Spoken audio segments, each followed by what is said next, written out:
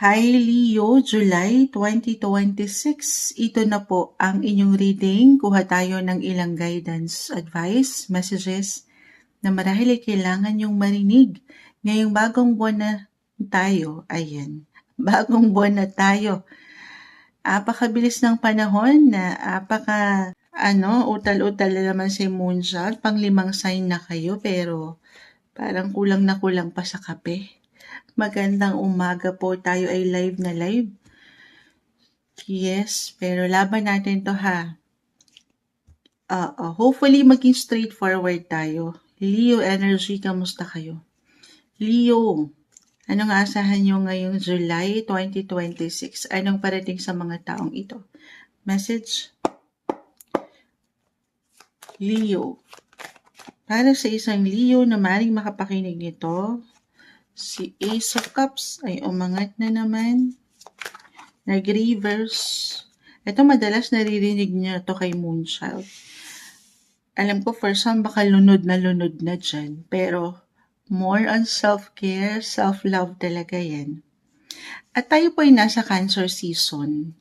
During Cancer season, nag-highlight ang inyong mga 12th house. Physical, mental, emotional, even spiritual. Do some healing. Okay? For some, I feel kusa kayong hihilahin din talaga nito ng enerhiya na gusto nyong mapag-isa, mapagnilay, more rest. Or you will crave more rest than usual. July. Okay? Or kasi ayan, may dumaraang eroplano. May travel ba kayo? Hindi. Kasi end of this month, syempre papasok ang mga season nyo, Sige, sandali lang. Tingnan mo. Okay, ito na. 2 aces. Ace of Swords, Ace of Cups. Ito yung sinasabi ko. Sasabihin ko palang umangat na. Alin yan, Moonchild? Sinasabi ng bolang kristal ni Moonchild dito. I feel kasi na sa ilang galawan sa planeta ngayon, naninimbang or maninimbang kayo. Ito na, umayon, 2 ace to. Saan maninimbang, Moonchild? Dito sa una kong na-mention, gusto nyo lang munang mapag-isa, mapagnilay. At the same time, for some, very open yung energy. Kasi si Mars to, planet of energy action, ay nasa inyo namang mga 11th house of connections, your friendship, your circle. So, saan tayo dito? Balance. Ayan. 2 aces na yan. Pakita natin sa live. Tayo ay live na live. 2 aces ang bumagsak. Leo energy. Pero kung aking i-apply, sabi ko nga, end of the month, papasok ang season yung Leo eh. So I feel, halimbawa, first 2 weeks ng July, more rest. Nandito kayo sa process of solitude kasi 12th house, nagbibigay diin. Gusto niyo munang mapag-isa, mapagnilay. Especially kung meron kayo pinagdadaanan, emotionally, or magiging very reflective po yung energy ni 12th house. For some of you, maaaring may ilang nostalgic, may pagka-nostalgic, mag-reminisce from the past. Ito, pwedeng kusang kayo mismo ang magpapaangat or merong pwedeng magpaangat. Lalo kung parang masyadong may hugot yung mga ganap sa nakalipas. Halimbawa, pagdating sa love, Leo, meron kayong, kung in a way, wala pang magandang closure sa isang tao or parang unfinished pa ito. Si Mercury naman tayo, si planet Mercury, communication, travel, technology, kahit over the net. Right now, si Mercury ay naka-retrograde. And kapag naka-retrograde si Mercury, merong ilang tendency ng puro reto, guys, Pwedeng may mag-revisit, mag-resurface, mag-reconnect. Ayan, kayo naman ay mag-reflect, mapagninilay. Sabi ko sa inyo. So, anong gagawin? Sino ba yun, Moonshot? For some of you, tayo ay general message ha. Lalo yung may mga hugot. Kahit sa simpleng pakiramdam, may feel na magiging or mag-reminisce kayo from the past. It could be an ex, guys, an ex-lover, ex-friendship. Since na-mention ko na yung friendship, so maring by the time na pumasok ang inyong birthday season, may ilang ganapan. Si Ace of Swords, connection, communication, naangat ng inyong mga enerhiya or presensya. Yes, may pa-party na. Pa-party, or maybe hindi naman kailangan laliman ano pa man ha. Si Venus, eto na, kay Venus na tayo. Sana nasusundan niya si Moonshot kahit na medyo kulang pa tayo sa kape. Pero Venus right now is currently nasa inyong mga sign pa rin. Leo, napakagandang pagkakataon ito na bigyan nyo naman ng priority ang inyong mga sarili. Pero kahit naman, effortless na kahit hindi nyo na kailangan ng Moonchild. I mean, kusang umaangat na ang inyong pagiging magnetic, yung inyong mga aura, yung inyong mga charm. Ang hirap nyong hindi mapuna ngayon kahit nagtatago pa kayo sa inyong mga comfort zone kasi sa Cancer season tayo ha. Parang gusto nyo lang mapag-isa, mapagnilay. Pero umaangat pa rin ang inyong mga kakisigan at ganda. Yes, yung inyong attractiveness. Yes po. Pero kung feeling nyo, parang low-key talaga, it's okay to pause, guys. Huwag niyong bigyan ng pilit or ng anumang control, anumang nararamdaman nyo dyan na emotion or physically. Pero magandang chance ito to make yourself a priority rin. Me time, okay? Magpaganda, magpaspa, mag-relax.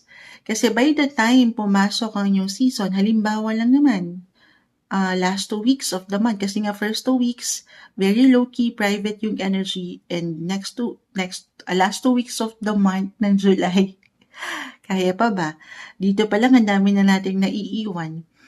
Ay, baka very open na kayo. May ilang invites, events, ganap. So, parang pinaghahanda lang naman kayo ng baraha. Pahinga muna. Okay, more rest sa unang 2 linggo. Halimbawa lang naman guys, I do not do predictive reading po kung sino, saan, kailan, hanggang kailan Moonchild. Guidance lamang po ito ha. Pero, ganun yung energy. Since si Mari, as I've mentioned, si Mars nasa inyong mga community, your network, your groups.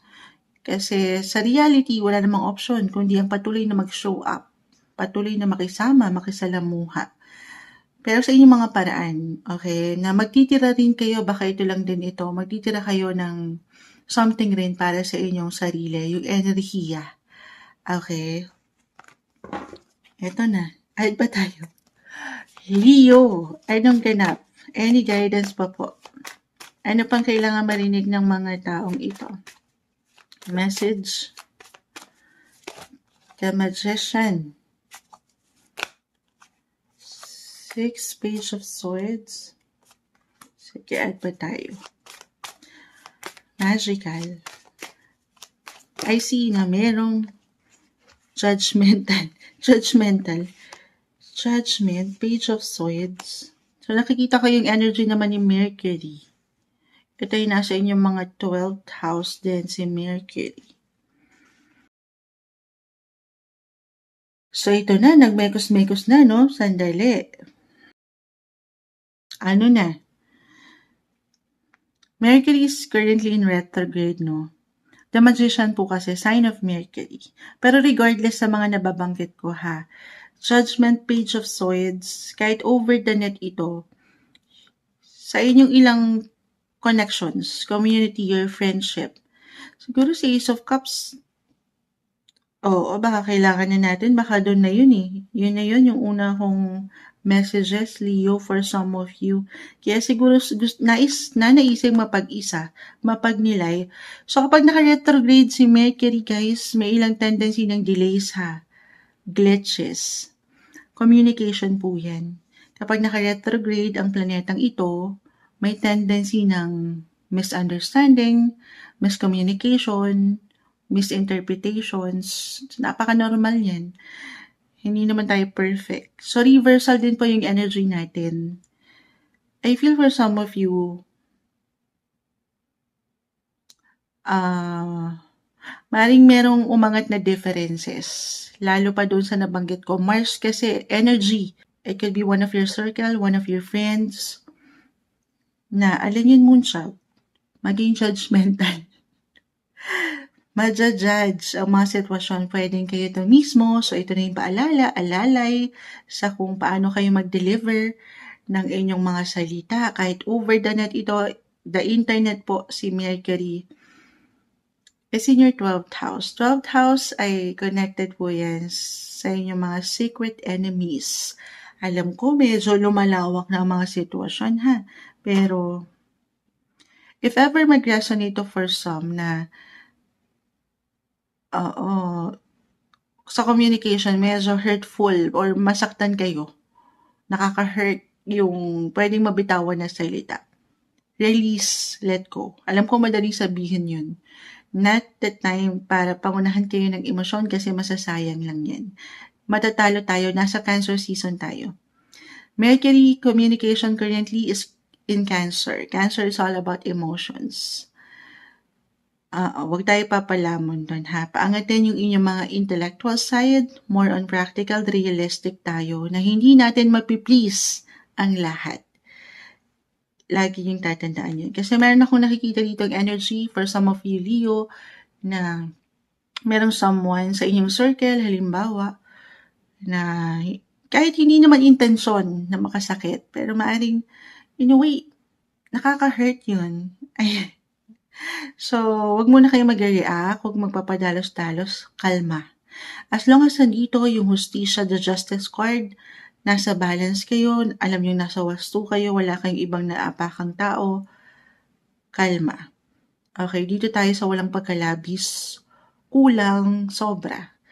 Okay, ganun yung energy kasi just may pagkamalabo ko nakikita na merong someone na magpapadalos-dalos. Tayo po yung general reading, just only take what resonate po. Ganun yung energy. Pero for some naman, I see na may celebration talaga na pwedeng paghandaan kahit sa simpleng pagpaplano or sa inyong mga paraan bago pumasok ang inyong mga season, ang inyong mga kaarawan. Ayan, may pagka-private low-key lang marahil yung inyong celebration. Yes, tahimik yung ilalaban ito. Or may travel po ba? Mga si Two of Wands. Manifestation card, si The Magician. Mars right now is currently, again, nasa inyong mga 11th house. Ang lawak niyan, bukod yan sa inyong network, sa inyong colleagues, your friends. 11th house is about your hopes, your wishes. So, I feel merong surprises ba? Or, maaaring hindi nyo pa man, eto, bakit mo sinabi, Moonchild? Kasi baka may naka-hide pa, baka dito to mag-apply, baka hindi pa napapaangat. Pero merong magical event ganap sa inyong mga birthday. May mga pwede kayong ma-receive na kung saan mapapasabi kayo ng pagkasapat or mararamdaman nyo na ang happy, nakaka-happy. Yes, kahit pa minsan, hindi natin maiwasan ha, yung ilang misunderstanding po. Again, huwag kayo magstay doon. Divert your energy sa mas practical, realistic, logical. Kasi kayo mismo, unang bagsak pa lang, emotional na. Kasi nga, nasa Cancer season tayo guys, nag-highlight ang inyong mga 12th house. It's all about solitude, privacy, yung privacy nyo, rest time, recharge more, me time. So, huwag niyong pa-apekto, huwag kayo pa-apekto dun.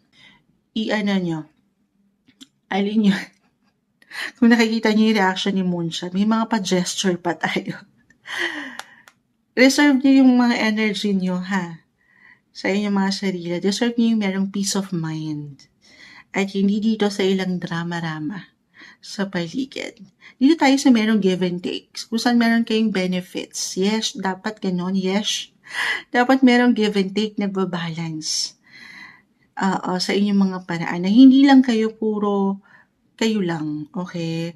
Or palabas lang ang mga sitwasyon. Dapat na ibibigay din sa inyo yung tamang enerhiya na deserve nyo. Kita nyo parehong may scale yan. Ayan ang umaangat. Alam ko may hugot pa yung ilang messages, pero mensaheng gabay lamang po. Ito yung umangat na guidance advice para sa inyo July 2026, Leo.